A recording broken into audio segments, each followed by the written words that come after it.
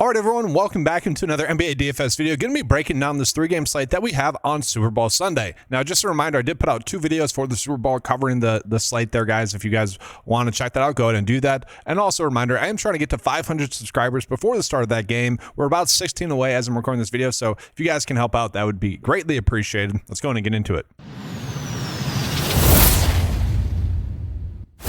So I'll start here with the first game, which is going to be Miami versus Washington. Now with Miami, they are potentially going to be pretty banged up. We know that Larson is likely to sit in this game. Tyler Hero's not there.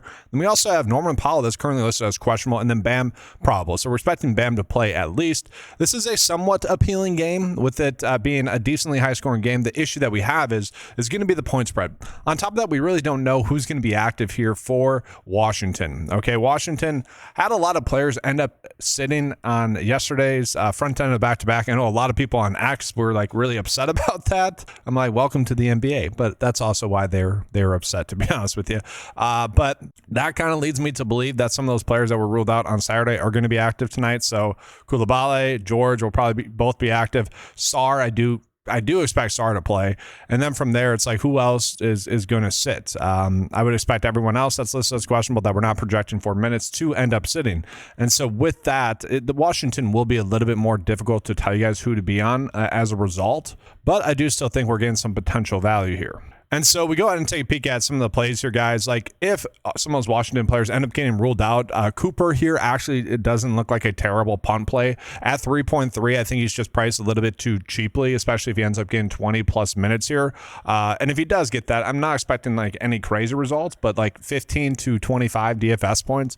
And I really don't mind the idea of getting there. The nice thing about the Washington plays is that they are on the early slate, the early games there. And so we should be able to get that Washington news to be able to kind of figure out which players we should or should not be on.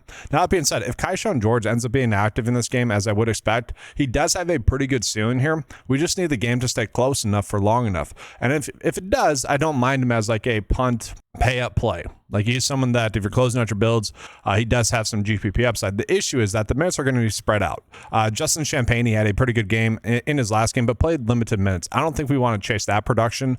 Will Riley has been someone that's been getting a little bit more run for Washington. 45 minutes in that last game, then 29, 25, 30, and 25. He's been consistent here. I'm perfectly happy to chase the upside here, chase the recent production. Definitely some recency bias with that type of play, but I'm fine chasing that. I think that ends up being the correct route to go. And then even from there, guys, we have some other interesting plays.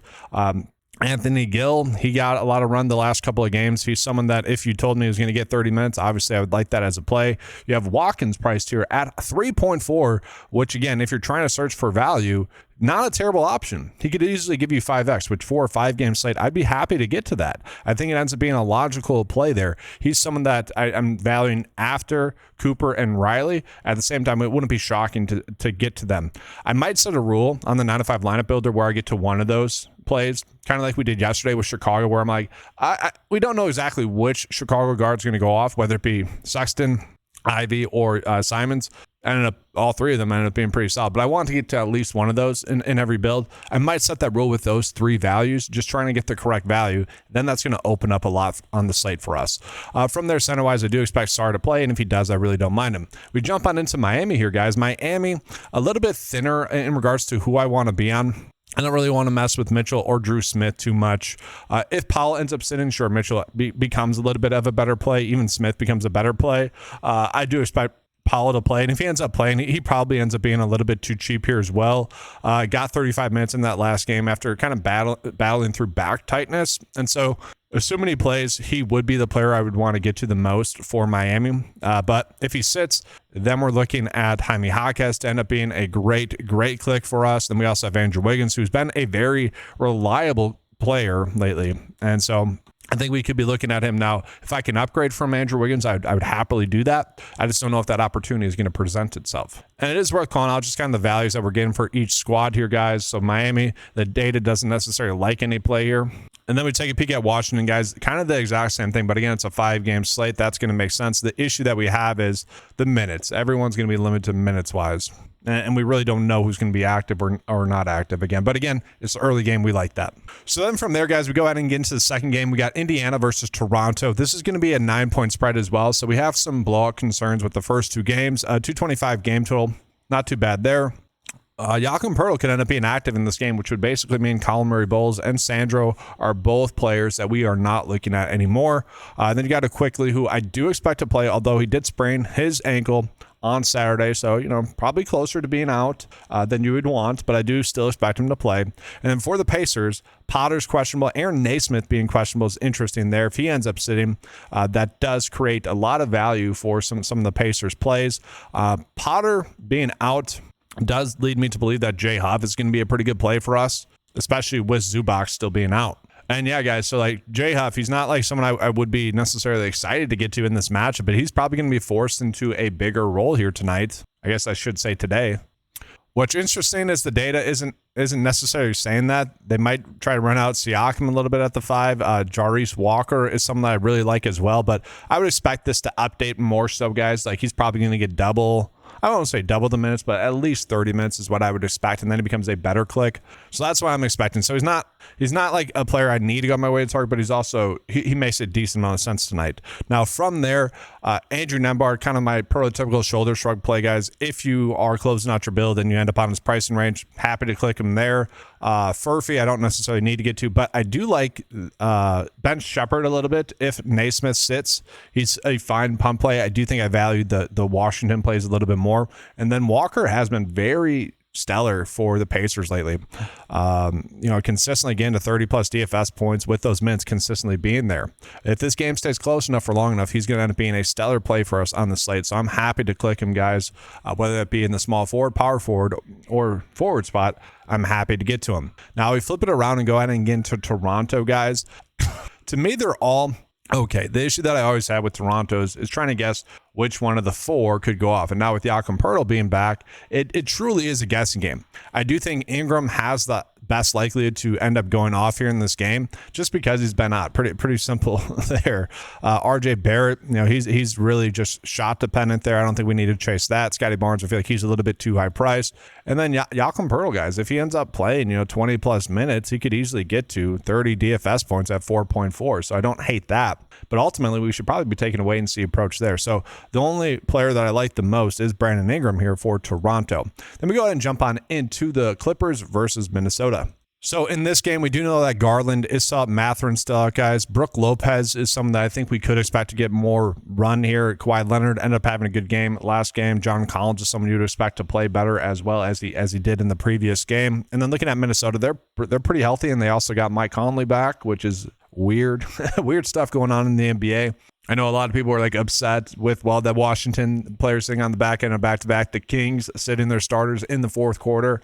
Giannis making a deal with Kalshi. That was a big one yesterday on X. And then, Mike Conley ended up back on his team after being traded twice. Just a lot of weird stuff in the NBA, I will say. We'll start off here with looking at the value, guys. Minnesota is thin in regards to value. Now, if you're paying up for someone, I do think we would be wanting to pay up for Anthony Edwards, but this is another game that could end up being a blowout, but it's also going to be the lowest scoring game on the slate. So that has me a little bit concerned in regards to some of those plays being able to value. On top of that, guys, you got Ayo Dosunmu playing in his first game. Just how much will he play? Will he be good? We really don't know. Bones Highland has been something that's been productive lately with everyone kind of being out for Minnesota, with their guards being out, with Dosunmu being out, and then also Mike Conley not being there. So those plays specifically seem like stayaways. I think the only play I really want to go out of my way to target is going to be Anthony Edwards. And then we flip it around, guys. Bojan Bogdanovic, I don't think we want to mess around with this. I think this minutes projection will update.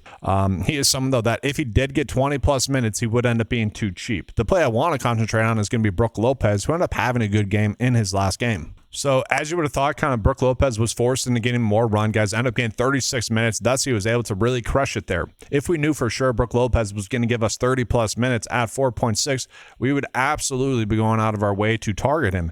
And that's where I'm like, I like Brook Lopez a little bit more than Jay Huff, especially given the fact that Brook Lopez has a slightly better matchup. Now, the issue that I'm having on the slate, guys, is we have way too much salary left over to be able to afford to pay out 4 studs. And so it's like, where do we upgrade? Now, honestly, that's the difficult part that we have on the slate. We could easily get to Anthony Edwards. We can get to Kawhi. those two are going to be in the lowest scoring games. So that's also an issue that we have. So if you guys didn't like Brook Lopez and you want to get to Jay Huff instead, you could do that in the center spot. And then we have $100 left over. You could go with Kawhi or Anthony Edwards. So that's going to be my first look build here for you guys. Let's go ahead and see what the 9-to-5 lineup builder has been spitting out to us as some of the top builds. So what I'm going to do is I'm going to go ahead and take out Bogdanovich here, guys, out of this player pool. Again, I just don't see him getting that many minutes. Derek Jones, I'm fine with him, but I'm going to limit my exposure to him. And then there's some other plays where, as the day progresses, it will update to some of the plays that we want to get to more so, just with minutes updating and in and outs being confirmed. But we're just going to go ahead and run this based off of basically Vegas's projections for how players are going to play as it currently sits right now as I'm recording this video. And so the top lineup right now, Mitchell, Edwards, Walker, Wiggins, Colin Murray, Bulls. Again, I don't know if we want to get to him necessarily. I think we'd rather begin to Brook Lopez or Jay Huff. I just think that's a little too thin.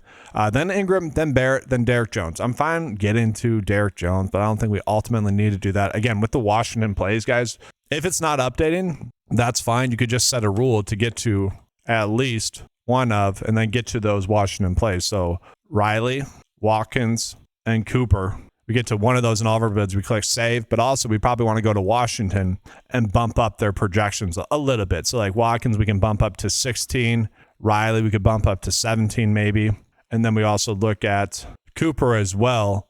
We have to bump up his projections to like 15. And so then we go in and run this again, taking off Washington. And then we're going to be able to get, I would say better lineups for today, at least from my view. And so now the top lineup would be quickly Powell, Naismith, Watkins, Bam, Mitchell, Barrett, Gobert. A little bit better. But guys, that's going to do it for this video. Appreciate you being here. Make sure to leave a like on the video, subscribe to the channel. Again, trying to get to 500 subscribers. It'd be great if you guys can make that happen. Appreciate you guys being here. If you guys would like access to any of those two tools that I just showed you guys, make sure to head on over to 9to5sports.com, sign up, and get access to all the tools for a low monthly cost of $10 a month. Thank you for watching. Good luck. And as always, let's keep cashing.